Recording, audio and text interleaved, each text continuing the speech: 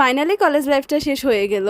ফেয়ারওয়েলের দিনটা কেমন ছিল, কেমনভাবে কাটিয়েছি, আর গোলাপ কিনে কাকে গিফট করেছি, আমার পরীক্ষা উপলক্ষে আমার মিস আমাকে কি গিফট করেছে, সব কিছু মিলিয়ে থাকছে আজকের এই ব্লগ।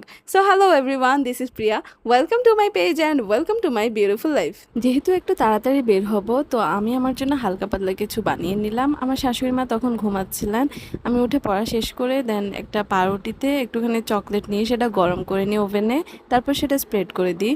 আর এটা খেতে একদমই ওয়াফেলের মতো হয়েছিল, খুবই মজা হয়েছিল, একটা শর্টকাট ব্রেকফাস্ট বলতে পারেন। এই ফাইল ভর্তি জিনিসগুলো আমার মিস আমাকে পরীক্ষা উপলক্ষে গিফট করেছিল। এখানে ছিল একটা পেন্সিল ব্যাগ, একটা কলম, একটা পেন্সিল, একটা কাটার, আর একটা হচ্ছে রাবার, আর একটা ফাইল ছিল।